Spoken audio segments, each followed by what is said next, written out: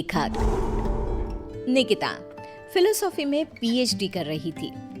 उसे किताबें पढ़ने का इतना शौक था कि वो किताबों और कहानियों में ही अपनी दुनिया ढूंढती थी।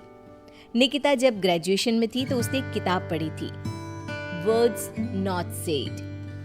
तब से ही उसे उस राइटर से एक अटैचमेंट सी हो गई थी। उसने राइटर का नाम पता करने की बहुत कोशिश की पर कुछ पता ही नहीं चला। एक दिन वो अपनी फ्रेंड से कहती है, कितने दिन हो गए, आज तक मैं उस राइटर के बारे में कुछ पता नहीं लगा सकी। आज तक तू वहीं अटकी पड़ी है, किताबों की दुनिया को वहीं तक छोड़ दे बहन, कुछ नहीं रखा उसमें। फिर तो तुझे कुछ पता ही नहीं। उनकी हर ईयर एक बुक आती ही है जिसकी सिर्फ 20 कॉपीज ही बनती है और मैं सारी कॉपीज खरीद लेती हूँ। चल तुझे दिखाती हूँ।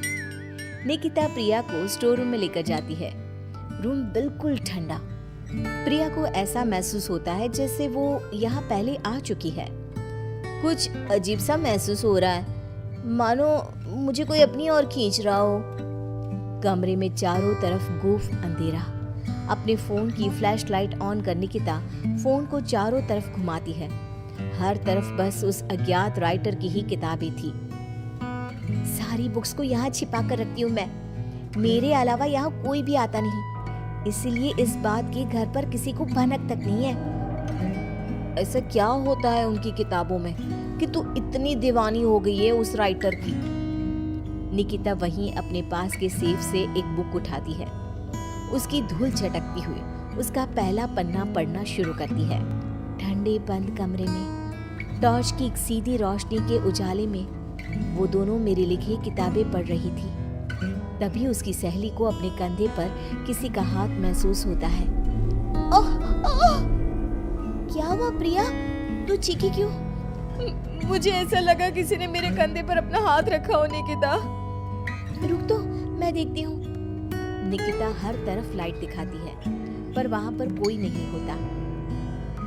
देख तो, कहाँ कोई है यहाँ? छोड़, तू कहानी सुन। फिर उसे लगता है मानो एक भारी सा हाथ उसके सर को सहलाता है। क्या फालतू किताब है, बंद कर इसे, मैं घर जा रही हूँ। दोनों कमरे से बाहर आ जाते हैं। क्या हुआ यार, तू ऐसे अचानक बाहर क्यों आ गई? अरे कैसी किताब है यार प्रिया, तू जो कुछ भी पढ़ रही थी सब वैसा ही हो रहा था। अब समझ में आया तू खोई खोई से क्यों रहने लगी है। एक मिनट, क्या वो राइटर मुझे भी जानता है? मेरे बारे में और क्या क्या लिखा है उसमें? दे मुझे वो किताब दे, मैं घर जा रही हूँ, वहीं पढ़ूंगी। मुझे जानना है कि फिर मेरे साथ क्या होगा।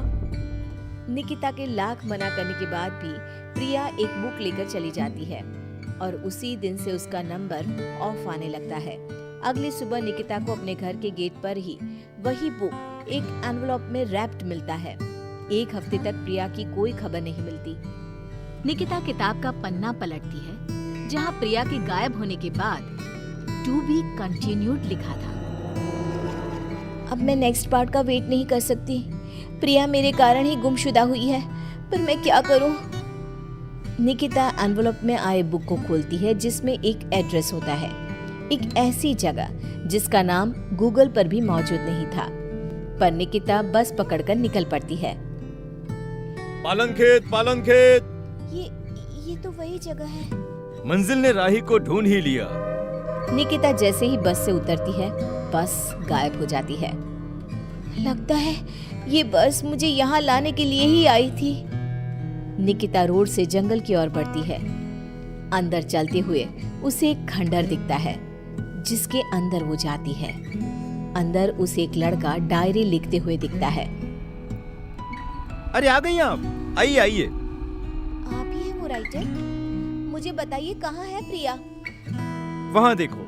निकिता देखती है कि दीवार पर प्रिया की तस्वीर लगी हुई है जिस पर हार चढ़ा हुआ है।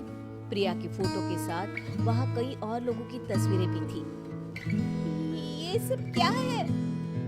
मेरी कलम श्रापित है, मैं ना भी चाहूँ तो भी ये चलेगी। जिस किसी का जिक्र ये करती है उसे मार कर ही दम लेती है। ये सिलसिला शुरू हुआ था जब मैं 16 साल का था। एक नदी के किनारे मुझे ये पेन मिली। मैं इसे अपने कबर्ड में रख कर भूल गया। फिर एक दिन अचानक कबर्ड से लाल रोशनी आई। मैंने उसे खोला तो बैंक चमक रही थी और इसने लिखी मौत की दास्तान। मेरा सब कुछ इसने छीन लिया, सब कुछ।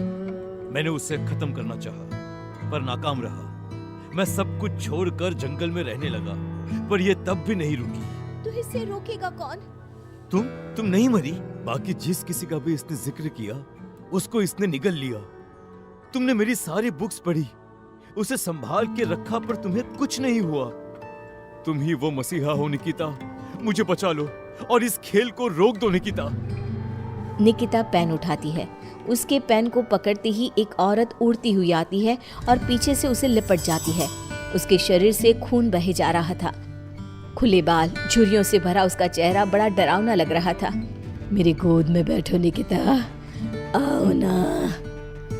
नहीं, बहकना मत निकिता। यही है पेन की मालकिन, रूहें खाती है ये। इसकी बात मत सुनो निकिता। लिखो निकिता, फिर वो लड़की खुद को मार देती है। निकिता पेन उठाती है और लिखती है। करण उछलकर दूर गिर जाता है। आंधी तूफान चलने लग जाते हैं। दीवार पर टंगी सभी तस्वीर नीचे गिर जाती है। जिस चेयर पर बैठकर निकिता लिख रही थी, वो उड़कर दीवार से टकरा जाती है। मैं जिंदा हूँ? निकिता, तुमने ऐसा क्या लिखा था? और कालिंदी की आत्मा पेन के साथ ही खत्म हो गई। ये लिखकर मैंने पेन की नींव तोड़ दी थी।